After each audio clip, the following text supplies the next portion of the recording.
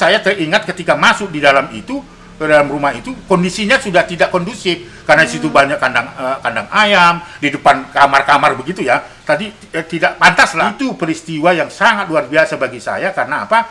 Ternyata ditemukan di situ juga bahwa kekerasan terhadap anak, pelanggaran terhadap anak bisa jadi karena identitas dari anak itu adalah bentuk adopsi, bentuk surat-surat administrasi itu yang abai dilakukan keluarga itu.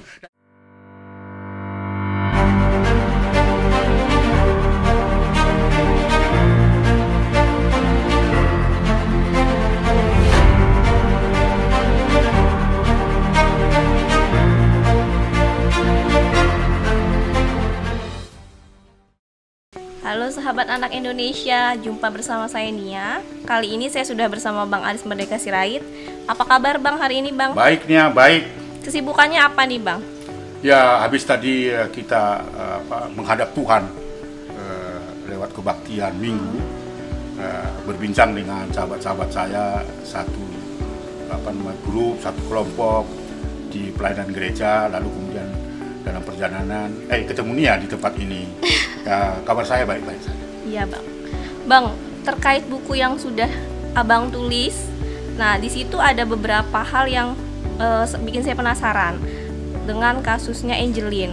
Nah, melihat dari kasus Angeline yang ada di Bali, menurut Abang, bagaimana sih sikap orang tua ketika melihat atau pandangan orang tua terhadap anaknya yang akan diadopsi oleh orang lain?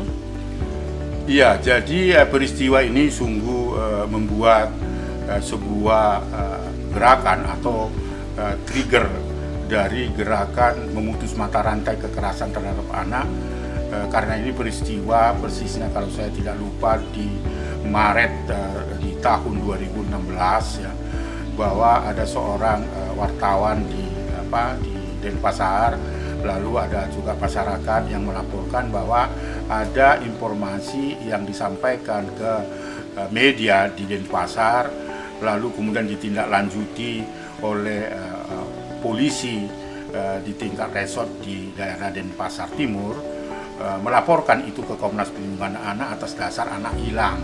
Ya.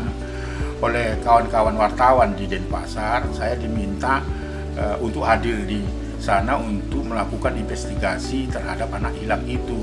Anak hilang yang diadopsi salah seorang warga negara asing, warga negara Amerika yang sudah meninggal, lalu kemudian itu diasuh oleh ibu angkatnya ya, di daerah Denpasar. Nah, peristiwa itu dilaporkan anak hilang, bahkan sampai ada seperti mengumumkan ke massa agar siapa yang menemukan seorang anak bernama Angeline berusia 8 tahun ini yang hilang dari rumahnya di Denpasar. Atas dasar itu saya tergerak karena tugas dan tanggung jawab Komnas Perlindungan Anak adalah memberikan pembelaan, perlindungan, ya, penghormatan terhadap hak-hak anak. Secara spontan pada malam hari saya saya kira tiba setengah 9 malam waktu Denpasar, saya langsung bertemu dengan ibu yang mengumumkan ke publik, mengumumkan ke media massa, mengumumkan melalui media elektronik anak angkatnya anak hilang begitu kan. Lalu saya bertemu langsung dengan salah seorang ibu bernama Margaret gitu kan. Dengan etiket baik ingin membantu, saya bertanya kepada ibu, apa yang bisa saya bantu? Karena ada laporan masyarakat, saya diminta untuk membantu ibu karena ibu dilaporkan atau melaporkan anak ibu hilang dan sampai sudah hampir seminggu tidak kembali dan ditemukan. Oleh karena itu saya ingin membantu ibu, kira-kira di mana dan bagaimana kronologinya, dan saya diterima di depan pintu dari rumah yang berpagar tinggi dan sebagainya. Nah, di sana sudah banyak wartawan menunggu ternyata karena ingin tahu kok ada pengumuman di media anak ini tidak ditemukan, walaupun sudah diumumkan lewat media sosial, elektronik, bahkan sudah dilaporkan ke pihak kepolisian, dalam hal ini Polres Denpasar, tapi tidak ditemukan. Dan saya ingin membantu, tetapi pada saat itu si ibu ini tidak memberikan penjelasan yang jelas pada saat saya bertemu. Akhirnya saya mengatakan, bisa nggak saya masuk ke dalam rumah ibu supaya kita berbincang di sana. apakah bisa saya bantu di mana anak itu hilang. Tetapi secara spontan Ibu Margaret itu menolak saya untuk masuk ke dalam, cukup di sini saja. Nah, akhirnya saya juga menghormati privasi dari ibu itu. Saya bertanya di depan pintu gerbang rumahnya itu, saya dengan pertanyaan-pertanyaan investigatif gitu. Saya katakan, ada nggak yang menelpon ibu? Adakah yang memberikan tawaran-tawaran kepada ibu lewat telepon? Nggak ada, katanya kan. Ada beberapa, saya kira saya curiga dari keluarganya. Jadi pada waktu itu dia sudah sempat mengatakan bahwa keluarga itu mau memeras gitu. Ini mesti telepon dari sana, saya berterima, tapi nampaknya kayak memeras, Pak. Jadi di mana? Ya saya nggak tahu dari mana asalnya gitu. Saya semakin curiga, akhirnya saya minta masuk ke dalam, tapi ditolak. Ditolak oleh ibu itu. Namun saya tetap ingin bertemu dengan orang-orang yang ada di dalam gitu kan. Dia bilang tidak ada orang di dalam selain saya begitu. Semakin curiga saya, akhirnya terjadi kayak dorong-mendorong gitu. Kemudian saya dibantu oleh polisi di Denpasar Timur masuk ke dalam, menyatakan biarkan Bu Pak Aris masuk. Kemudian saya masuk ke dalam, itu dibuka oleh ibu itu. Yang semula dia katakan di rumah itu tidak ada orang, karena saya mendapat informasi bahwa ibu itu dibantu ada seorang laki-laki bernama Agus gitu kan. Lalu saya teringat ketika masuk di dalam itu, ke dalam rumah itu, kondisinya sudah tidak kondusif karena di situ banyak kandang ayam di depan kamar-kamar begitu ya. Tadi tidak pantas lah bahwa ada piaraan di situ seperti anjing dari kampung dipelihara, memang dimandikan dan memang dimasukkan dalam kandang. Lalu ada juga kucing-kucing ya. Artinya aromanya terasa bau binatang lah. Dan menurut saya tidak layak gitu. Apakah dengan itu alasannya dia tidak memperbolehkan saya masuk karena kondisinya tidak sehat, karena banyak kandang ayam dicampur dengan anjing, dicampur dengan kucing. Saya secara spontan, karena ada kos-kosan seperti itu berdepanan dengan rumah, saya panggil langsung Agus gitu. Sementara kan si ibu itu mengatakan sejak awal tidak ada orang selain Ibu Margaret. Ternyata tiba-tiba muncul sosok anak muda itu yang disebut dengan mengaku si Agus. Ya, si Agus ini saya tanya, bagaimana ceritanya si Angeline itu dinyatakan hilang dan sebagainya. Dia bercerita kronologinya tentunya. Pada saat itu dia sempat bertemu pada pagi hari sebelum berangkat sekolah. Itu dia katakan 14 April atau 15 April tahun 2016 lah, saya ingat itu. Lalu kemudian wartawan sudah mengikuti banyak kan. Saksinya ada hampir 30-an wartawan. Lalu saya minta izin sama ibu itu. Ibu, kita bisa duduk nggak? Gitu. Duduk di tempat untuk bercerita tentang anak hilang itu. Tapi ibu itu mengatakan, saya nggak punya teras, saya tidak punya kursi. Loh, saya kaget loh, rumah sebesar ini kok terasnya nggak ada. Kebetulan lampu mati semua kan. Hanya 1-2 yang di kandang ayam, di kandang anjing lampu kecil. Tapi saya tidak kehilangan akal. Saya minta sama ibu itu, mana kamar si Angeline? Nah, ternyata ditunjukkan, diantar akhirnya dengan lampu redup gitu.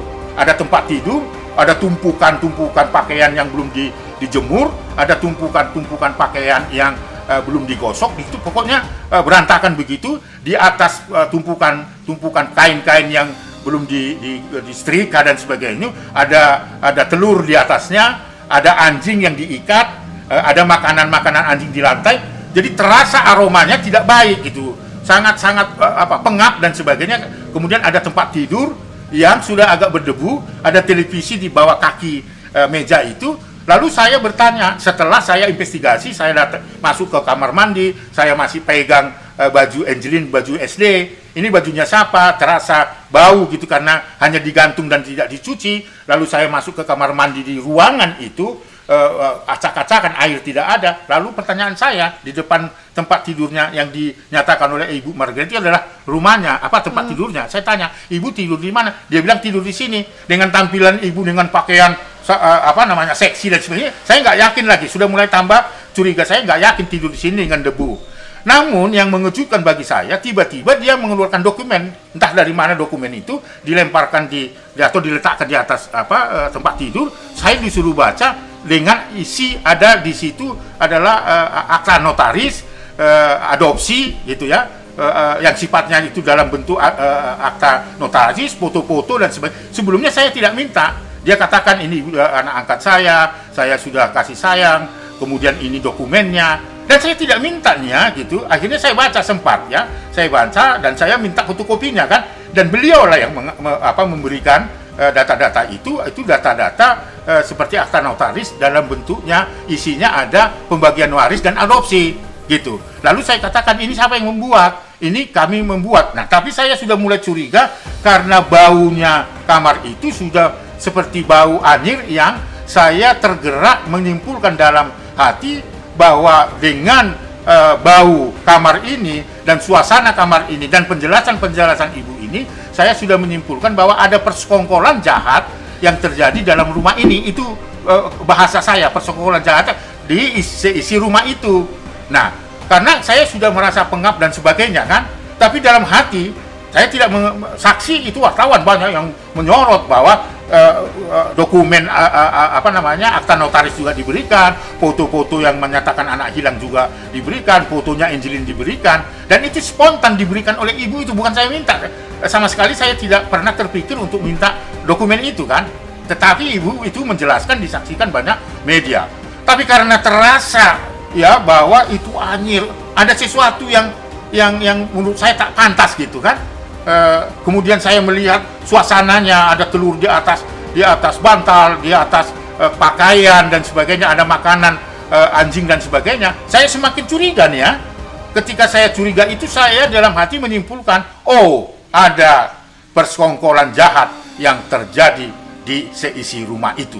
Itulah yang tersimpan ke memori saya. Lalu saya permisi dengan ibu itu, saya diantar keluar gerbang rumah itu, diikuti teman-teman wartawan. Lalu di depan pintu masuk yang terdiri dari papan yang kokoh itu, ibu itu membuka, saya didorong keluar, dan di sana saya diminta oleh wartawan untuk menyampaikan apa yang saya lihat. Sekalipun wartawan sudah melihat sebenarnya karena ikut rombongan toh, tapi rombongan wartawan menjegat saya. Lalu kemudian ketika di luar gerbang saya ditanya wartawan, saya spontan mengatakan bahwa kondisi yang seperti yang saya ceritakan, bau pengap, tidak layak untuk dihuni orang karena baunya anyir dan sebagainya. Lalu saya mengatakan ini dimungkinkan ada persekongkolan jahat atas isi rumah itu. Ketika ibu itu mengantar saya untuk keluar, ketika saya ditanya wartawan apakah itu layak untuk dihuni orang, bagaimana keadaannya, saya bilang itu tidak layak dihuni. Dihuni orang dewasa pun tidak layak. Dihuni orang yang ada sekitar itu pun tidak layak. Spontan ibu itu marah.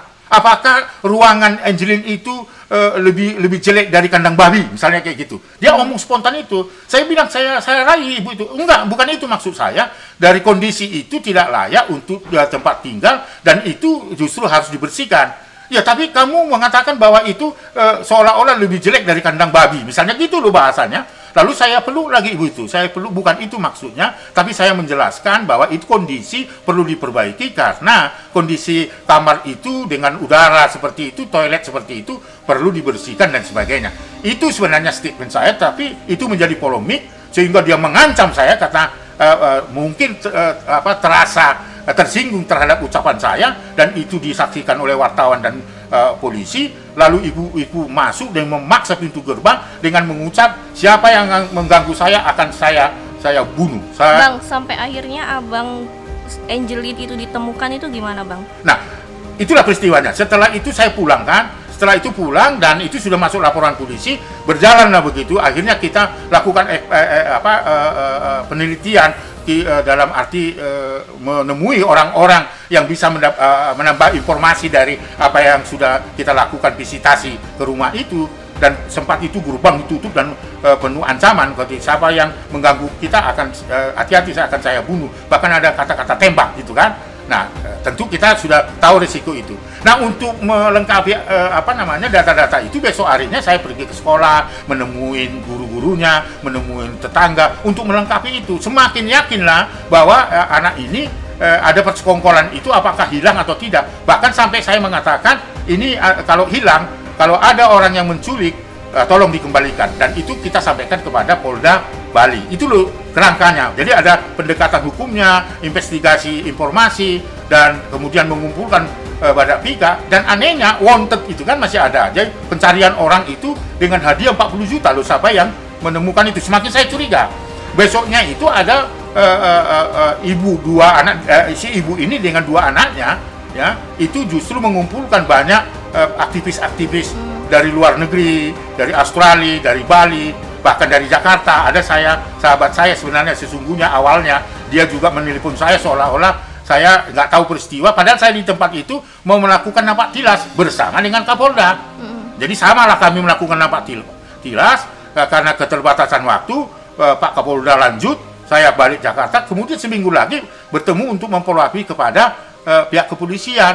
Dan pihak kepolisian mengatakan setelah kita lapor ada persekongkolan jahat dalam seisi rumah, nah akhirnya Polda respon bersama dengan Polres Denpasar untuk mengungkap itu, mengirimkan anjing pelacak ke rumah itu, melakukan investigasi, dan itu dilakukan terus-menerus tetapi tidak menghasilkan apa-apa. Bahkan anjing pelacak pun seolah-olah itu seperti anjing kampung, ya, tidak menemukan apa-apa dan seterusnya.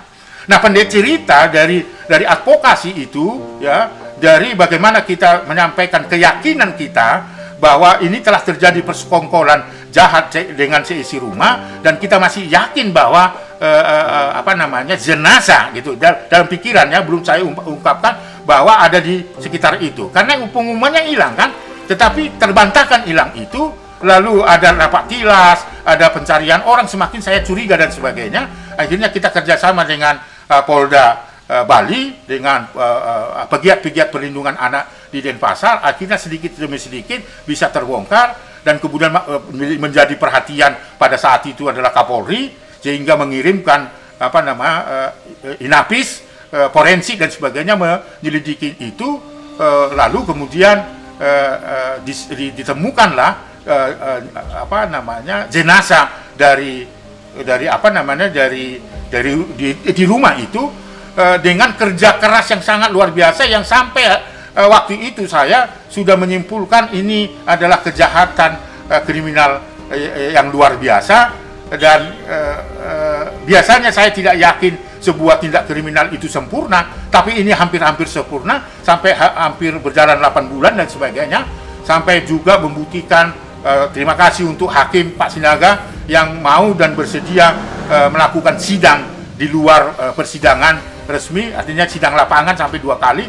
Akhirnya dari keadaan itu ditemukanlah Angelin di salah satu kandang ayam di depan kamar dari ibu itu, dan tidak sempat dikuburkan, hanya ditindih dengan keranjang-keranjang tempat ayam dengan sedikit sampah, yang cukup mengherankan pada sidang lapangan sekalipun anjing sudah ada pelacak di situ tidak mengeluarkan aroma apa-apa nih ya. Itu yang akhirnya saya menganggap ini kriminal atau tindak pidana sempurna. Hampir frustasi kita waktu itu. Tetapi karena kerja keras kita dan bantuan juga masyarakat, ya mungkin juga karena kepercayaan masyarakat Hindu, bahkan dukungan dari organisasi massa terbesar di Denpasar, sekalipun mereka dalam visi misinya berbeda, tetapi ketika melihat peristiwa Angelin itu, mereka mengatakan tidak akan membiarkan darah siapapun itu berhamburan di tanah Dewata. Begitulah semangatnya, sehingga akhirnya ditemukanlah bahwa si Angelin itu dikubur dengan tidak wajar, dengan kondisi yang tidak baik. Akhirnya dibawalah ke rumah sakit Hangla, lalu kemudian mengundang ibunya. Pada saat itu, sebelum saya datang, itu yang sangat luar biasa menurut saya. Saya baru dari Batu untuk mengurus kongres waktu itu. Saya tiba-tiba terburu-buru datang ke Denpasar dan bertemu dengan pihak rumah sakit, dan ibu dan ayahnya itu belum dibolehkan pihak rumah sakit. Ketika saya datang, baru kami bersama-sama dengan istri saya, ya, dengan para pegiat perlindungan anak di Denpasar, dan 2 orang tua itu membuka peti es itu. Dari situ saya terkejut bahwa kondisi mayat Angelin itu sangat menyedihkan, dan saya menyimpulkan dia mengalami penyiksaan yang luar biasa. Disitulah respon dari ibu, marah betul dan sebagainya. Disitulah terungkapnya kasus Angelin, sehingga publik, bukan saja publik atau masyarakat Bali, tetapi masyarakat internasional, dan bahkan masyarakat internasional yang luar biasa, dan ya mereka cetak kaos sendiri dengan bergambar Angelin Hero itu baju-bajunya, dan itu menjadi isu nasional. sehingga kita ikuti persidangan-persidangan itu, ternyata adopsinya itu juga adalah adopsi yang tidak berdasarkan ketentuan undang-undang, sehingga hakim juga menilai itu adalah perlakuan salah terhadap Angeline, sehingga dia dikenakan pasal kekerasan fisik. Karena juga selain dokumen apa yang disebut dengan adopsi itu dan apa namanya, dan akta notarisnya juga tidak kuat, karena apa, di sana nih ya, sangat luar biasa ditemukan bahwa Angeline itu diberikan hak waris oleh ayah warga negara asing yang sudah meninggal. Karena ayah angkat yang sudah meninggal itu sangat sayang sekali dan mempersiapkan masa depan Angeline itu untuk mendapatkan tumbuh kembang dengan baik. Dan tetapi dalam surat itu, jika Angeline meninggal, maka hak warisnya jatuh pada ibunya. Nah, jadi pertanyaan di sebelum persidangan itu kan, apakah ada upaya pembunuhan terhadap Angeline itu hanya karena harta itu? Karena disebutkan di situ kalau tidak meninggal itu hak warisnya ada pada si Angeline. Nah, tidak diberikan kepada kakak-kakak tirinya yang lahir sebelumnya. Tetapi si warga negara asing itu justru menyatakan di akta itu, kalaulah si Angeline meninggal, maka otomatis harta warisan itu kepada ibunya. Nah, di situ semakin curiga, apakah karena dalam teks ini ya, teks adopsi itu ya, akta notaris sebenarnya bukan adopsi, akta saja yang disebutkan di dalamnya itu. Nah, itu artinya ilegal kan, tidak didaftarkan dan sebagainya. Nah, akhirnya atau pendek cerita bahwa Margaret akhirnya dinyatakan bersalah karena melakukan pendokumentasian palsu, pengakuan palsu, dan melakukan penyiksaan dan penelantaran anak, mengakibatkan anak itu meninggal. Itu peristiwa yang sangat luar biasa bagi saya, karena apa? Ternyata ditemukan di situ juga bahwa kekerasan terhadap anak, pelanggaran terhadap anak bisa jadi karena identitas dari anak itu adalah bentuk adopsi, bentuk surat-surat administrasi itu yang abai dilakukan keluarga itu. Dan itu juga mungkin menjadi peringatan kepada semua pemirsa yang mendengar acara ini, kalau melakukan adopsi, daftarkanlah ke pengadilan yang baik, dan ketahuilah dasar-dasar pengadopsian, lalu kemudian aturan-aturan yang dilakukan berdasarkan undang-undang dan dapat rekomendasi dari pemerintah. Itu pendek cerita, padahal itu nggak pendek ini ya, panjang sekali, dan masih banyak yang menurut saya harus diceritakan selama 8 bulan itu. Tapi paling tidak itu intinya, bahwa saat ini tentu selain pidananya sudah jalan, bahwa Ibu Margaret itu pada pengadilan tingkat pertama itu hanya 20 tahun. Tetapi ketika dia banding lewat pengacaranya, akhirnya pengadilan tinggi memutuskan seumur hidup. Jadi ada persoalan-persoalan yang lain yang mengakibatkan kasus Angeline itu berlarut-larut. Bang, artinya kasus Angeline ini proses adopsinya ilegal. Mungkin masyarakat di luar sana juga banyak yang masih belum paham proses adopsi yang baik itu memangnya seperti apa, Bang? Jadi begini nih ya, jadi perlu saya tegaskan kepada pendengar dan pemirsa, adopsi itu tidak gampang. Tapi bagi Komnas Perlindungan Anak, jangan digampangkan, karena berpotensi bisa melanggar hak anak. Kalau itu tidak diatur oleh undang-undang dan tidak diawasi oleh otorita-otorita yang bertanggung jawab, maka anak ini bisa masuk dan terjebak dalam pengalaman-pengalaman empirik negara lain, menjadi anak korban perdagangan manusia karena identitasnya tidak jelas. Karena biasanya para cukong-cukong atau orang-orang yang melakukan tindak pidana perdagangan orang mengintai anak-anak yang tidak punya akte lahir. Supaya apa? Supaya usianya itu bisa di-markup atau ditingkatkan. Ya, dari misalnya kalau ke luar negeri kan nggak boleh anak-anak. Tapi kalau ada dokumen yang dikeluarkan oleh otorita yang bersangkutan, apakah desa, apakah kecamatan yang menyatakan anak 19 tahun itu bisa ke luar negeri. Bukan saja untuk adopsi, tapi untuk bekerja juga. Jadi bisa anak itu untuk adopsi ilegal, bisa untuk dieksploitasi secara komersial seksual, bisa juga menjadi perbudakan seks, bahkan bisa jadi dipekerjakan di perkebunan-perkebunan di mana ada perusahaan-perusahaan membutuhkan tenaga-tenaga muda, begitu kan. Nah, oleh karena itu adopsi sebagai bagian tujuan dari eksploitasi itu harus hati-hati. Nah, Komnas Perlindungan Anak sangat setuju kalau itu diatur oleh undang-undang. Nah, sekarang ini ada dua adopsi. Ada adopsi dalam negeri, ada yang disebut namanya adopsi internasional, adopter internasional gitu kan. Ada dua-dua ini. Nah, di Indonesia itu ada aturannya. Nah, selain undang-undang yang mengatur, tetapi juga setiap orang, baik itu warga negara asing maupun negara sendiri itu, dia harus memenuhi syarat-syarat mendapatkan rekomendasi lebih dulu dari Kementerian Sosial. Kalau di daerah, dinas sosial. Berdasarkan undang-undang itu ada penelitian itu. Kalau sudah ada penelitian itu atas permintaan seseorang yang ingin mengadopsi orang atau apakah mau dibawa ke luar negeri, diadopsi ke luar negeri. Nah, berarti aturannya adalah aturan luar negeri.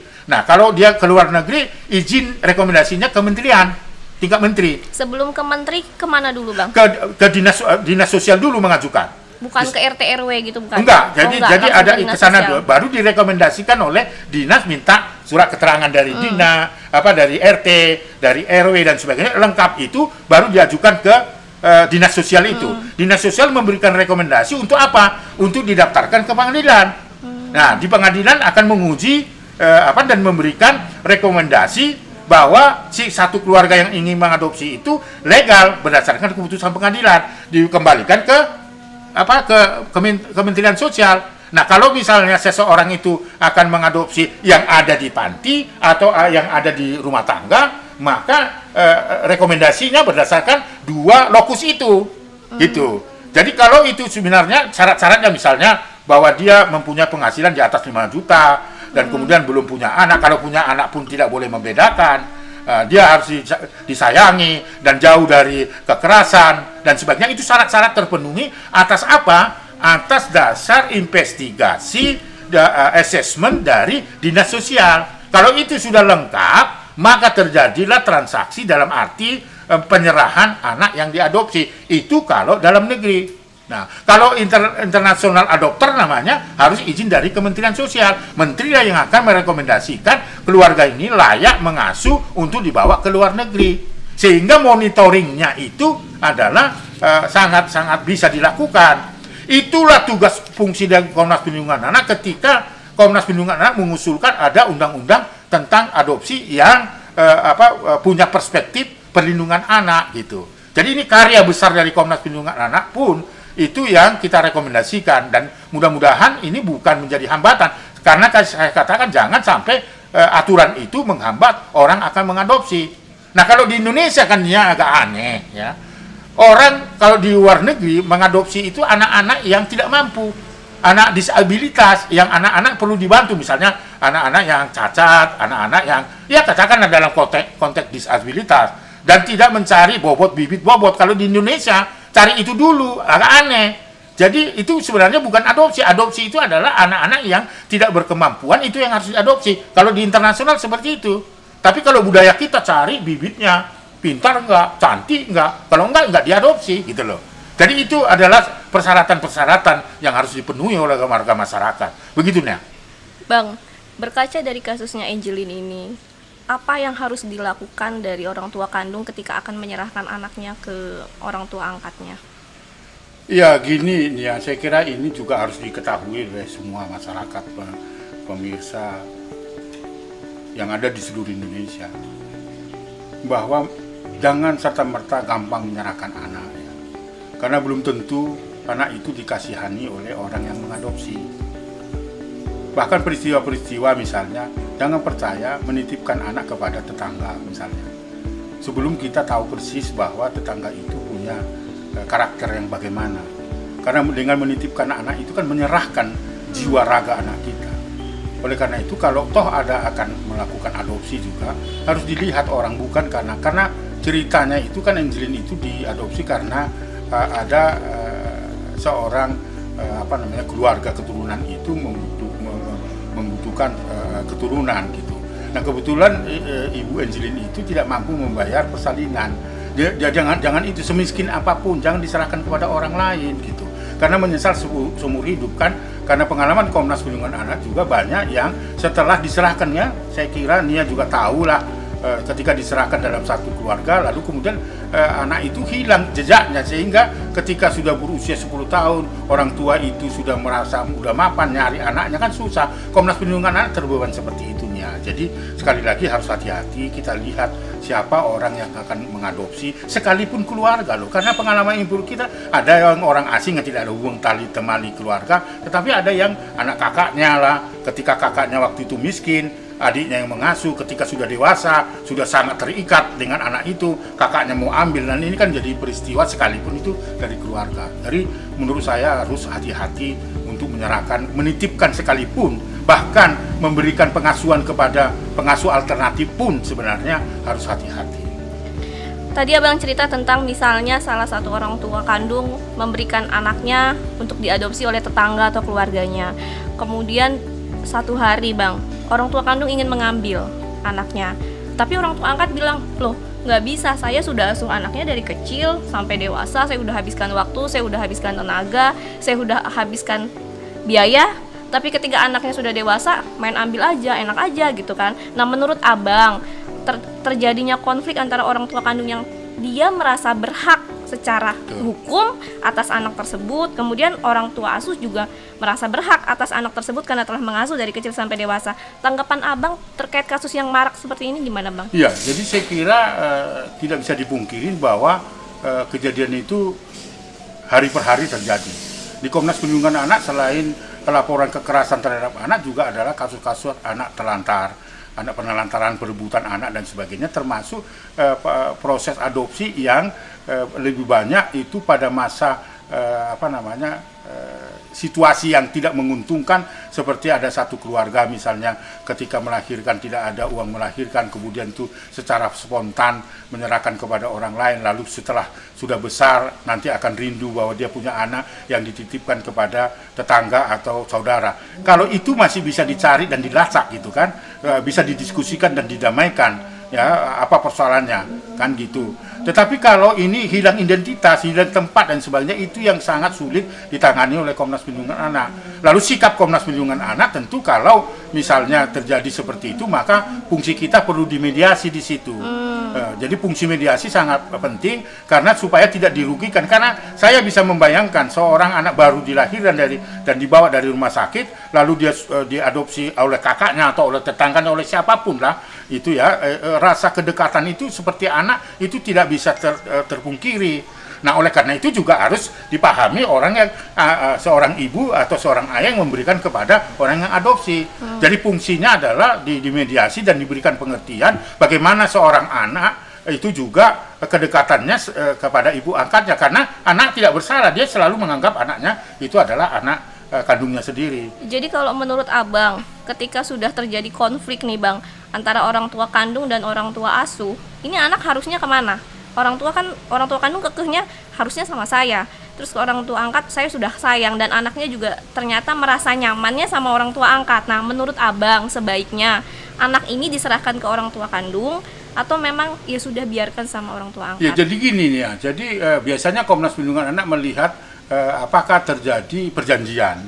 Awalnya kan seringkali perjanjiannya kan lisan gitu, karena keterdesakan gitu ya.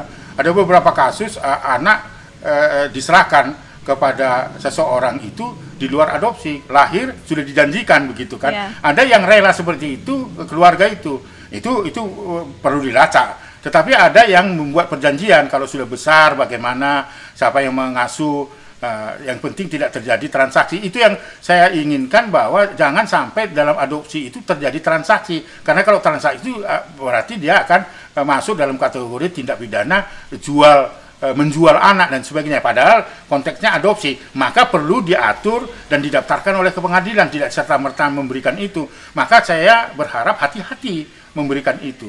Nah, fungsi kita adalah mediasi, di mana kita akan mengatakan bahwa boleh anak itu diputus hubungan silaturahmi. Kalau misalnya ibu kandungnya dengan penelitian kita baik, maka akan ada duduk bersama untuk saling pengertian, apakah diserahkan atau tidak dan sebagainya. Memang itu dalam keadaan sulit, dan itu yang selalu dihadapi oleh Komnas Perlindungan Anak. Tentu orang tua biologis dia punya hak untuk itu, tapi dia juga harus menyadari bahwa itu diberikan kepada orang yang mengadopsi juga. Itu juga harus dihargai. Nah, situlah fungsinya Komnas Perlindungan Anak sebagai lembaga untuk melakukan mediasi. Tentu kalau pertanyaannya kemana, ya ibu kandungnya, ya dalam kondisi apapun. Tapi ibu kandungnya juga harus mengerti, jangan sampai melukai anak itu dan melukai orang yang mengadopsi gitu loh. Ketika anak itu sudah bisa berbicara dan bisa memilih, berarti pilihannya ada di anak, Bang. Pilihannya ada di anak. Jadi ketika misalnya dia merasa nyaman di mana, karena itu adalah hak partisipasi anak untuk didengar pendapatnya, untuk memilih siapa yang akan mengasuh dirinya, sekalipun ada ibu angkatnya itu, ada ibu kandungnya, bisa saja dia mengatakan diasuh kedua belah pihak gitu. Ada anak inisiasi seperti itu kalau dia proses adopsinya, pengasuhannya tidak mengalami kekerasan, karena biasanya memilih ketidakpuasan pada satu tempat, kan pilihan begitu kan, milih kan nggak bisa dua gitu, satu kan, karena dia merasa nggak nyaman di rumah ibu angkatnya, dia memilih kembali ke ibunya, atau sebaliknya. Itu harus diberikan ruang kepada anak-anak, karena itu adalah hak asasi anak untuk memilih dan mengeluarkan pendapat. Kasusnya banyak nggak, Bang, di Indonesia? Sangat banyak. Di Komnas Perlindungan Anak seringkali bahwa dominasi kalau perebutan anak, perawatan anak dan sebagainya, atau perceraian dan sebagainya, selalu korbannya adalah anak-anak. Anak-anak kadang-kadang dipaksa untuk memilih, dipaksa memilih dengan bahasa kayak dicuci otak dan sebagainya. Sebenarnya anak nggak akan pernah terpengaruh dengan cuci otak itu, nggak ada itu pengalaman kita. Sekalipun dia benci pada ibunya, benci pada ayahnya, dia masih tetap ingin bertemu, sekalipun dia memilih lebih baik di A atau di orang tua laki-laki atau di orang tua perempuan gitu loh. Banyak kasusnya, dan itu saat ini situasinya abnormal itu. Karena apa? Anak-anak justru dipakai sebagai tameng, tarik menarik terhadap konflik dalam keluarga. Kau tahu nih ya, bahwa dampak-dampak dari kekerasan dalam rumah tangga kan selalu anak yang menjadi korban. Anak tidak tahu masalah problem orang tua, anak menjadi korban. Nah, ini juga termasuk penelantaran, termasuk pengasuhan, dan termasuk anak yang tidak diberikan akses untuk memilih ikut siapa, dan bagaimana dia mendapatkan akses dibesarkan dan seterusnya. Dari kasus Komnas selama menangani kasus adopsi ini, Bang, apa sih, Bang, penyebab orang tua kandung itu paling banyak kasusnya menyerahkan anaknya kepada orang lain? Umumnya yang terlaporkan ke kita itu awalnya ya, satu itu faktor kemiskinan, ya. Artinya tidak mampu merawat anak, ya. Dia berpikir setelah melahirkan biayanya cukup tinggi, ya, lalu kemudian dia tidak sanggup untuk membesarkan karena ekonomi dirinya sendiri. Ada yang menyadari itu. Ada juga adopsi yang diberikan oleh pasangan suami istri, selain tidak siap secara ekonomi, juga tidak siap untuk mendidik anak, karena dia lahir dari pasangan suami istri yang masih anak-anak juga, gitu kan. Suaminya masih umur 17, istrinya 15 atau 14, ada ketidakmampuan, ketakutan untuk mengasuh. Lalu kemudian dari pasangan-pasangan yang tidak perkawinan berdasarkan hukum agama maupun hukum negara, akhirnya memberikan kepada orang lain. Tetapi itu karena ada permintaannya, karena banyak permintaan itu bisa permintaan melalui broker-broker yang ada, misalnya seperti bidan yang khususnya bidan yang punya keahlian membantu persalinan.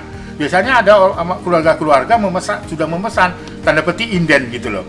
Nah, itu juga terjadi di tengah-tengah kehidupan masyarakat yang ditangani oleh Komnas Perlindungan Anak. Tadi Abang salah satunya menjelaskan tentang kesiapan orang tua.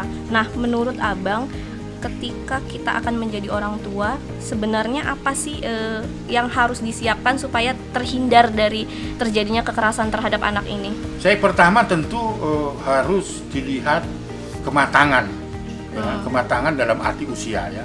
Dia harus betul-betul di atas 18, katakanlah 19 tahun, 21 tahun itu hendaknya pada usia itu adalah usia perkawinan.